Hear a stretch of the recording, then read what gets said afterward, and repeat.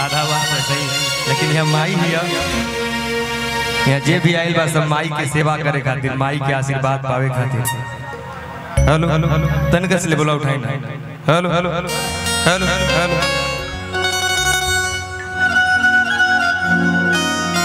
और दिल के अनंत गहराई से कोटि कोटि प्रणाम। जे धीरज तिवारी के जब कोनो औकात ना रहे तो आज हमारे समक्ष हमारे बड़े भैया, हमारे गार्जियन, हमारे गुरु आदरणीय ओम तिवारी जी बैठे। मैं चाहूंगा एक जोरदार ताली बजा के आप सब आशीर्वाद दीजिएगा। और आज वहां का सफर यहाँ तक दिल के अनंत गहराइयों से हमारे पंकज भैया को प्रणाम। बड़े अच्छे कलम के जादूगर माई विंध्यवासिनी के सेवक आदरणीय बिट्टू विद्यार्थी भैया कोटि कोटि प्रणाम। विजय भैया, शिल्पी जी, सब केहू कलाकार के बहुत बहुत प्रणाम। और आई एगो माई के लाल आदरणीय देवरिया जिला के राकेश भैया के फोन आई लगी, एगो हमार हाजिरी लगा दी। तो हम चाहता नहीं बिट्टू भैया के लिखल गीत और राकेश भैया के गावल गीत आज माई के दरबार में प्यारा सा भजन माई के चरण में रखा था। हमने के एक बार प्रेम से बोलिए जगत जननी मां विंध्यवासिनी की। सब के सुस्त काहे बाओ, तनी जय घोष ऐसा होके कि माई के एकदम काने तक आवाज जाए।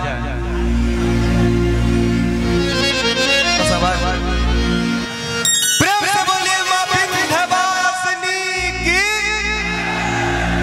ये बात, ये ऊर्जा होके के चाहिए। और आई हमने के मिल के माई के बुलावे के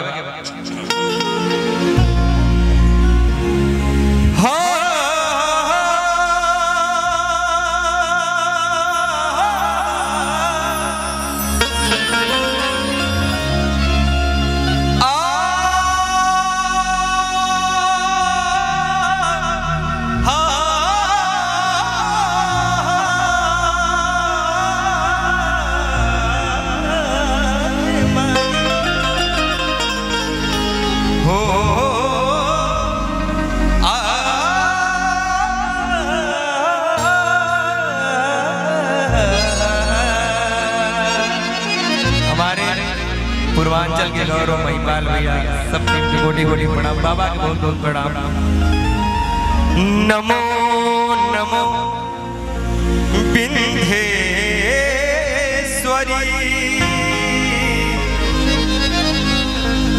नमो नमो जगदम्ब। संत जनों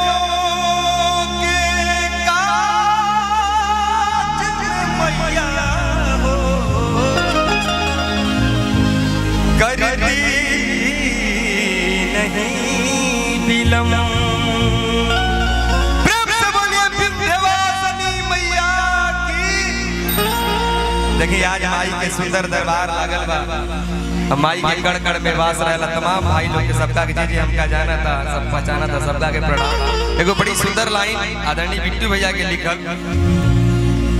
अरे त्रिपुर सुंदरी राज राजेश्वरी कान्हा के हाउ बहिनिया हो। माई की महिमा इतना अपरंपार। लोग कहेला कि जन्माष्टमी के दिन कृष्ण भगवान के लोग बर्थडे मनावेला, जन्मोत्सव मनावेला, लेकिन वही दिन जगत जननी माई विंध्यवासिनी के भी जन्मोत्सव मनावेला। एक बार मैं चाहूंगा जगत जननी माई खातिर तनी पूरा पूरा सबकर हाथ उठे के चाहिए। हमारे संगे सब गाई कि त्रिपुर सुंदरी राज राजेश्वरी हरे कान्हा के हाउ बहिनिया हो। अरे सब काले सुनर मोर मयरिया, अरे विंध्याचल के रनिया हो।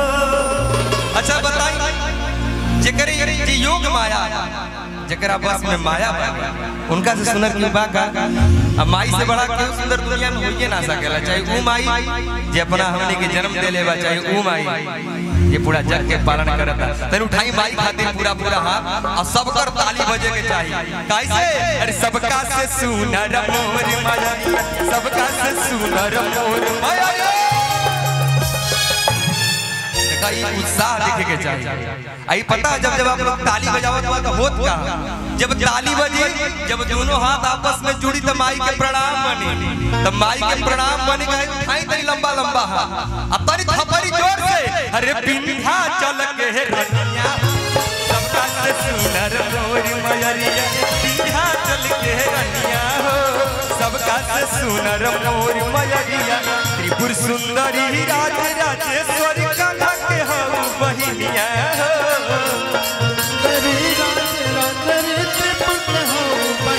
त्रिपुर सुंदरी राज राजेश्वरी कान्हा के हो बहिनिया हो अरे सबका से सुनर मोर मयरिया सबका से सुनर मोर मैंने साफ लोग गाई ना अरे विंध्याचल